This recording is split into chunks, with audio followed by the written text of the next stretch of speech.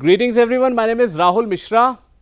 Today the topic which we are going to discuss is tools and techniques used for mobile forensics. Let's have a quick recap on what mobile forensics is. Mobile forensics is a subset of digital forensics, the retrieval of data from an electronic source. Specifically, mobile forensics deals with recovery evidence from mobile devices such as smartphones and tablets. Today, because individuals rely on mobile devices for so much of their sending, receiving and searching of data, it stands to reason that these devices hold a vast quantity of evidence that might be interesting to investigators. We often think of mobile forensics in the context of law enforcement, but they are not the only individuals who might rely on evidence from a mobile device. The military uses mobile devices to collect intelligence when planning military operations or counter-terrorism efforts. Businesses may turn to mobile forensics if they believe their intellectual property is being stolen or an employee is engaged in fraudulent activity. Businesses have been known to observe employees' personal usage of business devices to prove unauthorized use. But of course, it's law enforcement that may make the most use of mobile forensics using electronic discovery to gather evidence on a host of crimes from identity theft to homicide. Mobile devices can provide all types of important data ranging from call logs and text messages to web search history and location data that shows where the device owner might have been at a given time. Mobile forensics is a branch of digital forensics, and it is about the acquisition and the analysis of mobile devices to recover digital evidence of investigative interest. All the phases from the acquisition to forensics analysis of the mobile device have to totally avoid non-alteration of the examined device. This process is not easy at all, particularly in mobile devices. There are a lot of problems that experts face while doing forensics on mobiles.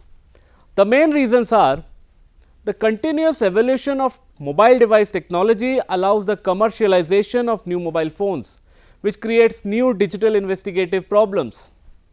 Hardware and software for these types of mobile device analysis are numerous, but none is able to give an integrated solution for the acquisition and the forensics. Furthermore, mobile devices are able to contain plenty of digital information, almost like a computer. So, not only a call log or SMS messages as old mobile phones.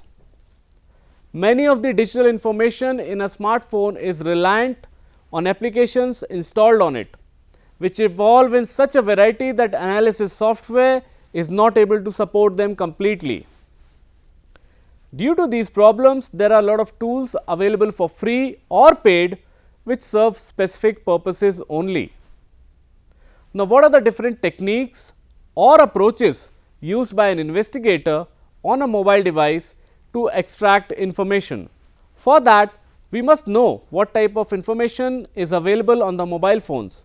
For example, SMS, MMS, chat messages, backups, emails, call logs, contacts, pictures, videos, browser history, GPS data, files or downloads, downloaded Facebook, Twitter and other social media apps, calendar appointments, shopping history, financial information, music collection, driving directions. In general, there exists no standard for what constitutes a supported device in a specific product. This has led to situation where different vendors define a supported device differently. A situation as this makes it much harder to compare products based on vendor provided lists of supported devices. For instance, a device where logical extraction using one product only produces a list of calls made by the device may be listed as supported by that vendor, while another vendor can produce much more information. Furthermore, different products extract different amount of information from different devices. This leads to a very complex landscape when trying to overview the products. In general, this leads to a situation where testing a product extensively before purchase is strongly recommended. It is quite common to use at least 2 products or more products which complement each other. Mobile phone technology is evolving at a rapid pace. Digital forensics relating to mobile devices seems to be at a standstill or evolving slowly.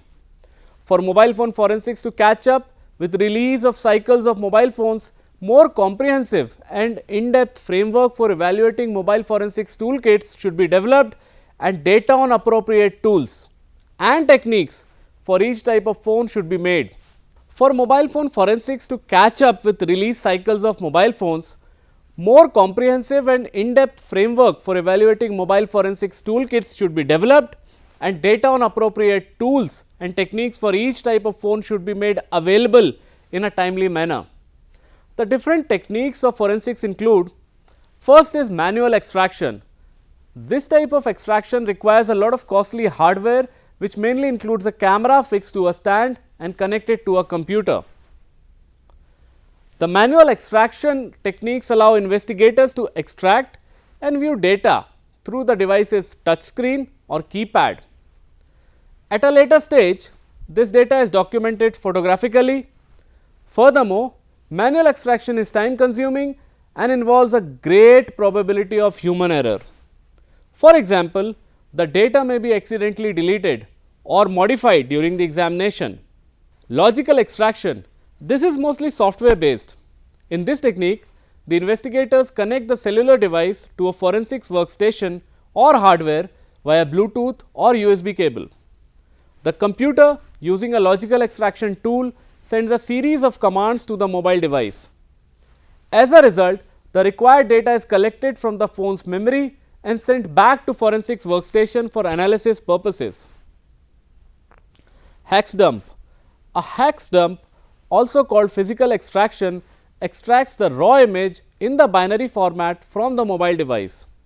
The forensic specialist connects the device to a forensic workstation and pushes the bootloader onto the device, which instructs the device to dump its memory to the computer. The process is cost effective and supplies more information to the investigators, including the recovery of phone's deleted files and unallocated space. Chip off. The chip off technique allows the examiners to extract data directly from the flash memory of the cellular device. They remove the phone's memory chip and create its binary image. This particular process is costly and requires ample knowledge of hardware. Improper handling may cause physical damage to the chip and renders the data impossible to retrieve. Microread. This process involves interpreting and viewing data on memory chips. The investigators use a high-powered electron microscope to analyze the physical gates on the chips and then convert the gate levels into ones and zeros to discover the resulting ASCII code. This process is expensive and time consuming. Again, it requires ample knowledge of hardware and file systems. Now, what is rooting? What do you mean by rooting a device? Rooting is a process allowing users of smartphones or tablets and other devices running the Android operating system to attain privileged control known as root access within Android's subsystem. If your Android mobile is rooted, that means you are a super user on your Android cell phone and you got ability to customize or replace system application and setting the way you want to do it. Now, what are the advantages of rooting? First is cool applications. There are a number of applications which work only on a rooted Android device, like screenshot apps, overclocking apps, ROM manager, wireless tether for root users, root explorer, titanium backup, and many more. Second is speed and performance. We all know that kernels are behind the performance of the processor of your smartphone. So, if you change the kernel version, you can change your processor, and that will also improve the speed and performance of your smartphone. Next is increasing of battery life. There are many apps specially made for rooted devices which access system settings and increase the device's battery life by optimizing it to a great extent. installing unsupported apps. There are a lot of apps which are not supported by your device, but after rooting your smartphone, you can install them by editing your build.prop file. Build properties, also known as build.prop, is a file in system folder of your phone which defines the A to Z details of your phone's model, brand, Android version and so on. You can tweak build.prop to change the way your device behaves. Next is accessing data folder. By default, all apps store their important data in this directory, which is not accessible for a normal user. It can only be accessed if the device is rooted. This is very important from an investigative point of view. Coming to the tools used for the technique discussed previously. MicroRead does not need any software, instead it needs an electron microscope and ample knowledge of hardware and file systems. So, coming to the first part, which is tools for manual extraction. Certain tools available are Project a Phone. The Project a Phone imaging system offers a simple, portable and affordable way to transfer images from a handheld device to a computer. Fernico ZRT. It reportedly takes photograph of the screen and merges those photos with custom designed report templates. Because it is a physical capture device, it will not work with devices that are logged, for which no password or exploit is known. EDC Eclipse. Eclipse is a device screen capture, photo documentation and reporting tool. For logical extraction, there are a lot of open source as well as enterprise softwares available depending on what type of service you need. Some of the most widely used ones are, first is XRY Logical. It is a rapid extraction method to access and recover files live and file system data from the device right on the crime scene by communicating directly with the operating system of the device. Oxygen Forensic Suite. It is a mobile forensic software for logical analysis of cell phones, smartphones and personal handheld devices. It is developed by Oxygen Software. The suite can extract device information, contacts, calendar events, SMS messages, event logs and files. Lantern. Quickly extract, report and share vital data from Apple iOS and Google Android based mobile. The common tool used for hex dump include XACT, pronounced as XACT. XACT provides mobile phone forensic specialists with the tools they need to perform highly sophisticated physical data acquisitions from confiscated phones or memories and allow for the recovery of deleted information. Cellebrite UFED Physical Analyzer. It provides unrivaled access to mobile data and reveals every segment of the memory of a device using advanced extraction, decoding, analysis and reporting functions. Pandora's Box. It is a forensic solution for decoding the raw hex dumps from the memory stores on mobile phones. Tools used for chip off are, first is FITA Digital Inspection Station. This basically contains soldering iron in order to safely remove chips for analysis. iSesmo phone opening tool. This particular tool is specially designed knife to open iOS phones. We will do a small case study here. How Cellebrite Pathfinder helped led Gulf Coast Technology Center from a vehicle theft to a double homicide. What started out as a car theft ring morphed into a vehicle theft ring and firearms theft ring. The firearms theft ring then turned into a firearms distribution ring on the street where the guns were being sold. The guns then led to 2 active cases of homicide. GCTC, also known as Gulf Coast Technology Center, and James Barber, who is police chief for the city of Mobile, Alabama at that time, used a full suite of Cellebrite tools to collaborate between multiple agencies and uncover the whole story of investigation. Now, what were the key challenges here? First was to relate subjects involved in vehicle theft in one county to individuals perpetrating similar crimes in a neighboring county. Relate the vehicle thieves to those involved in a larger vehicle theft ring.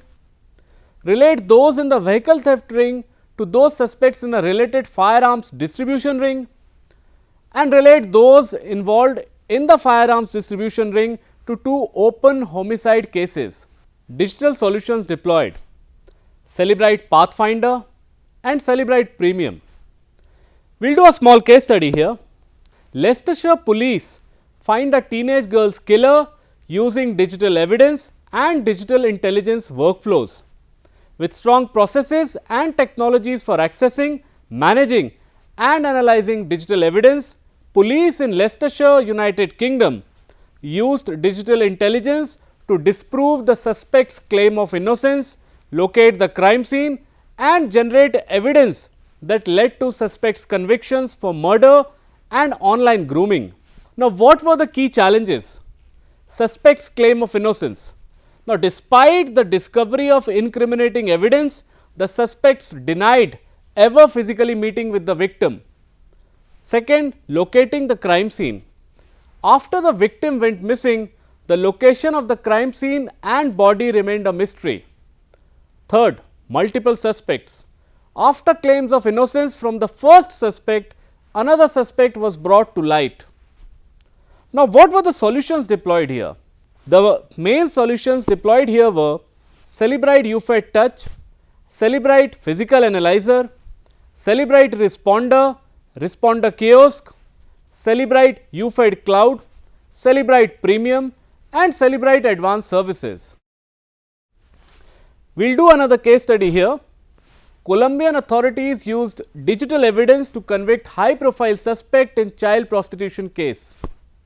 In 2017, the Sex Crimes Group of the Regional Division of Criminal Investigation of National Police in Colombia was investigating a child prostitution case in Caldas involving a doctor and a local politician. The prosecutor on the case turned to Fiscalia General de la Nación Computer Forensics Lab for help. Knowing from past experience that the lab and the lead technician would likely be able to uncover the digital evidence needed to not only tie the suspect to the case, but ultimately help convict them. Now, what were the key challenges? The key challenges were: gather digital evidence from two logged phones, a Samsung and a Huawei. Produce finding in just 15 days while the suspect was still in police custody. Create a compelling report that prosecutors could use in court to help convict the suspect. Now, what were the solutions deployed? The solutions deployed were Cellebrite UFED and Cellebrite Physical Analyzer. Now, we will discuss a case study here. An organization, for example P, received a complaint from a user Ali explaining that his mobile phone has been hacked. His contact list has been receiving text messages through a popular chatting application, WhatsApp. However, Ali claims that he has not been sending any messages from his mobile phone. After accepting the case, the investigators started looking at the logs and records of this incident and began a trace from Ali's internet service provider, also known as ISP. In the technical report provided by the ISP, there are two registers of messages for servers of mobile phones, the sender register and the receiver register. The report indicates that the messages were actually received by Ali's contact list. However, there was no record of his mobile having sent any messages. The mobile phone used in this case was an iPhone running iOS 5.0.1 operating system. Based on ISP's report, Ali is innocent in this case. However, there is a need to know how was Ali's phone was compromised and used to send messages to Ali's contacts. Ali's phone was not available for testing due to legal constraints. There was a need to simulate the events to better understand the ways by which Ali's phone was compromised. To carry out digital forensics and to better understand how such a compromise can take place, a phone from the same brand as Ali's phone should be examined and WhatsApp data should be extracted. There are many tools used in smartphones forensics. Two of the most popular tools are Oxygen Forensic Suite and UFED Physical Analyzer by Cellebrite. Both tools are industry leading and widely accepted by forensics experts for providing accurate and verifiable results during forensics analysis. The ISP confirmed earlier that Ali did not send WhatsApp messages. On the other hand, Ali's contacts received WhatsApp messages from Ali's phone. To simulate the scenario, a similar device was tested using Oxygen Forensics and UFED Physical Analyzer. It was found that WhatsApp messages do not necessarily require cellular communication to be delivered. WhatsApp messages can also be delivered over Wi-Fi network. From the above mentioned facts, we can derive two possible compromise scenarios. The first scenario, let us call it scenario A, the subscriber identity module or the SIM card was removed and the attacker used Wi-Fi network to deliver WhatsApp messages. Scenario 2, Ali sold his smartphone but did not delete WhatsApp application and the new owner used a Wi-Fi network to deliver WhatsApp messages to Ali's contacts.